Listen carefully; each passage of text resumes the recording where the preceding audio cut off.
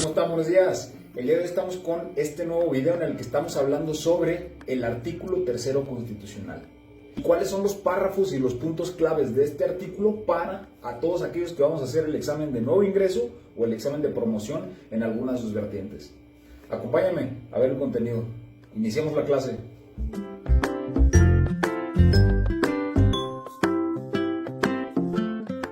Este audio lo vamos a dividir en tres partes. La primera de ellas va a ser, vamos a analizar el contenido del artículo tercero constitucional y todo lo que se deriva alrededor de él. Asimismo, también vamos a analizar como segundo aspecto cuáles son las obligaciones que establece el artículo tercero constitucional y a quiénes obliga a qué. Y como tercer aspecto, lo que vamos a analizar van a ser los principales párrafos, los párrafos clave, los incisos clave, las fracciones clave de este artículo que deberías de tener muy en cuenta y que deberías de aprenderte para que te apoyes en ellos cuando vayas a realizar tu examen, ya sea de nuevo ingreso al servicio educativo o ya sea de ya sea de promoción en alguna de sus variantes. ¿Sale? Bien, pues entonces sin más, vámonos al contenido.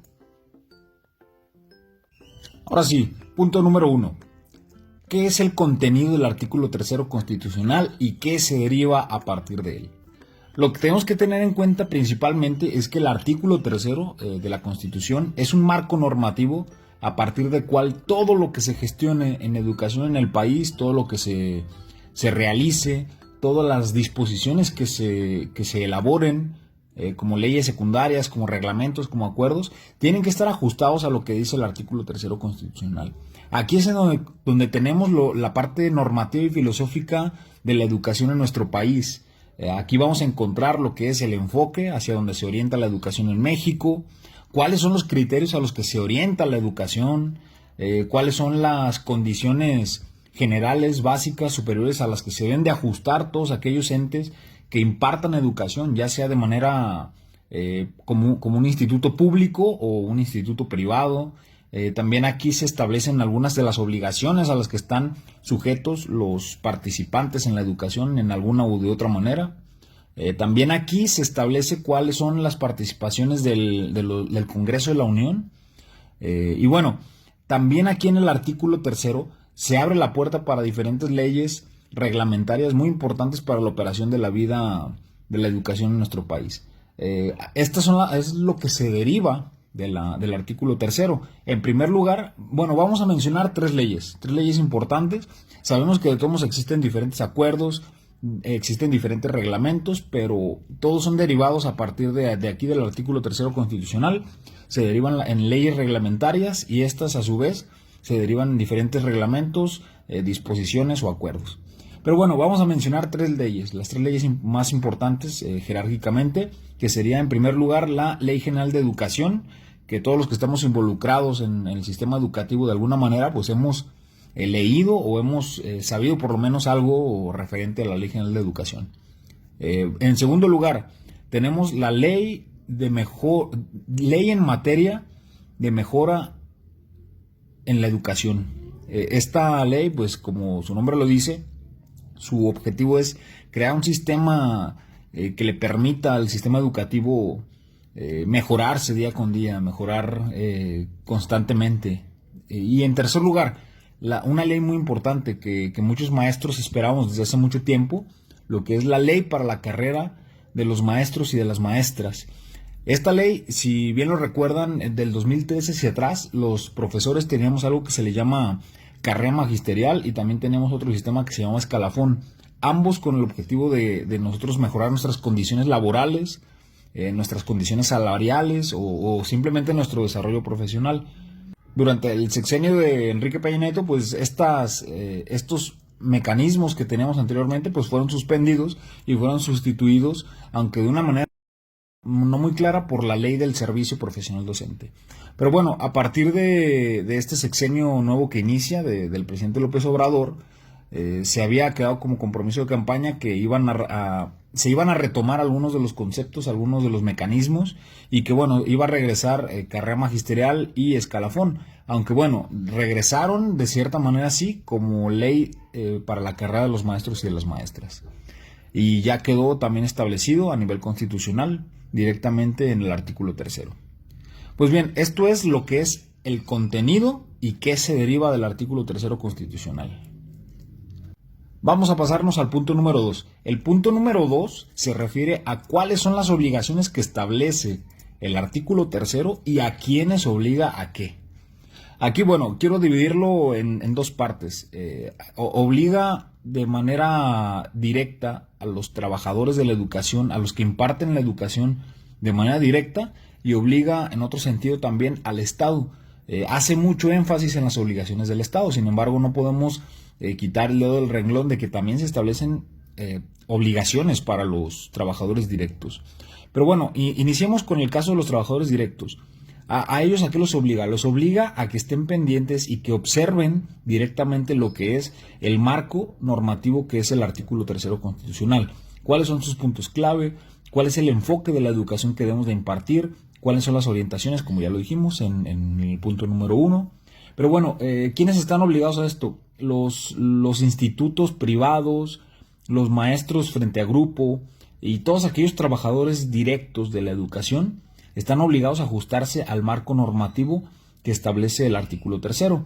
Ahora, por otra parte, en el caso del Estado, ¿cuáles son las obligaciones del Estado? Vamos a mencionar algunas que establece, no todas. Vamos a mencionar nada más las más relevantes. En primer lugar, ¿a qué está obligado el Estado?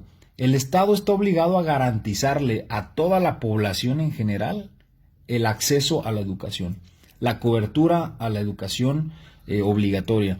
Háblese desde lo que es desde la ciudad más grande hasta el pueblito más pequeño de nuestro país, el Estado está obligado a garantizar la educación. Sin embargo, debemos de considerar algo. Pues bueno, tal vez el presupuesto que se le invierte a la educación no ajusta como para en todas las regiones del país tener todos los niveles de educación. Entonces, pues de manera estratégica lo que hace el gobierno pues es ubicar los planteles educativos en lugares en donde la mayoría de las personas pueda tener acceso. Entonces, pero de todo modo no podemos quitar el dedo del renglón de que el Estado está obligado a garantizar la cobertura de la educación. Que se cumpla es otra cosa, ¿verdad? Pero de que está obligado, está obligado. Ahora, segundo punto muy importante de las obligaciones que tiene el Estado. Aquí se refiere a la parte de los recursos operativos de cada uno de los planteles. Se supone que el Estado está obligado a dar recursos suficientes para que cada plantel educativo pueda operar. Así lo establece la educación. Sin embargo, que se lleve a la práctica y que sea real es otra cosa.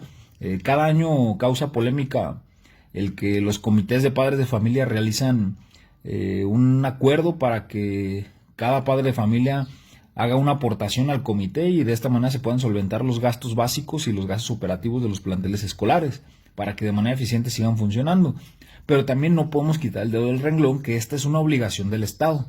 Tenemos que, pues bueno, hacer lo propio, las gestiones propias cada plantel para que el gobierno provea esos recursos. Sin embargo, como ya lo dijimos, pues a que se lleve a la práctica es algo muy distinto. No vamos a entrar mucho en estos detalles, pero sí tenemos que señalar que esta es una obligación del Estado. Otra de las partes que me llamó la atención de una de las obligaciones del Estado es que tiene que crear mecanismos para que se fortalezcan las instituciones públicas de formadoras de docentes. Háblese específicamente de las escuelas normales y de las escuelas, de los planteles de la Universidad Pedagógica Nacional, de la UPN. Durante mucho tiempo pudimos observar que estos institutos quedaron de cierta manera relegados, tal vez no con los recursos suficientes como para actualizarse, como para llevarse a la profesionalización que se armonizara con la época actual. Pero bueno, esto ya quedó establecido también en la Constitución y ahora el Estado ya está obligado también a realizar mecanismos para que estos institutos públicos pues vayan ahora sí que progresando en sus planes y programas de estudio.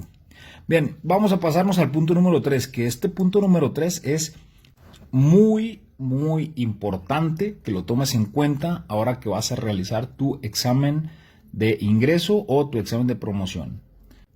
Tercer aspecto, ¿cuáles son los párrafos importantes? ¿Cuáles son los incisos importantes? ¿O cuáles son las fracciones importantes de este artículo tercero constitucional que debes de tener muy en mente, que debes de tener muy en cuenta ahora que viene tu examen? Bien, Lo vamos a dividir en 4 partes. En primer lugar, ¿cuál es el enfoque? Yo lo que te voy a pedir es lo siguiente: investiga en el artículo 3 cuál es el enfoque de la educación en México. No te voy a pedir que nada más me investigues qué es lo que dice el enfoque. Te voy a pedir también que identifiques y que menciones bien en qué parte del artículo 3 se encuentra el enfoque de la educación en nuestro país.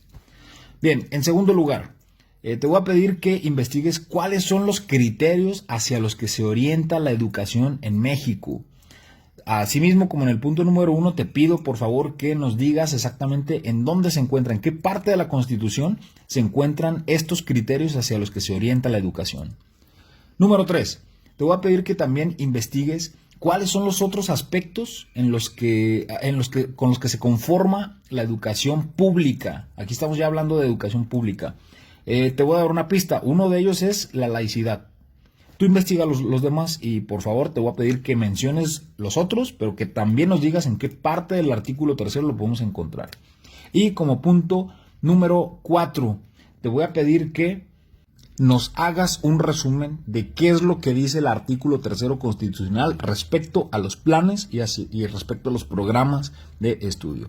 Todo lo que encuentres sobre planes y programas de estudio en el artículo 3, déjanoslo aquí también como un cuarto punto. Pues bien, ahora sí, para finalizar este podcast te voy a pedir lo siguiente: ayúdame a poner el resumen de los 4 puntos que te comenté aquí mismo en los comentarios. También te voy a pedir que como punto número 5 nos pongas si tienes alguna duda o si no, simplemente si no ubicas bien dónde se encuentra cada uno de estos puntos que mencionamos, si no lo lograste encontrar alguno de ellos, que lo pongas así como punto número 5, en la duda que tengas, plantéanos la duda que tengas. Vamos a esperar que algunos de los compañeros que están involucrados en esto, de los que se vayan sumando, de los que vayan escuchando esta publicación, pues te vayan dando respuesta.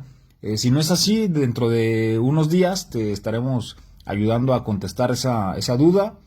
Pero el objetivo es crear una comunidad de estudio, es crear un círculo de estudio, una comunidad de aprendizaje entre maestros, que no nos quedemos nada más con nuestros conocimientos, sino que los compartamos, porque acuérdense que cuando compartimos la información, se vuelve ahora sí un aprendizaje significativo. Entonces, bueno, los dejo hasta aquí, no extiendo más este audio y bueno, cualquier cosa ya saben que me pueden escribir aquí en los comentarios y nos estamos escribiendo y nos estamos viendo y escuchando a la próxima, ¿sale? Bien, que tengan una excelente semana, nos vemos pronto.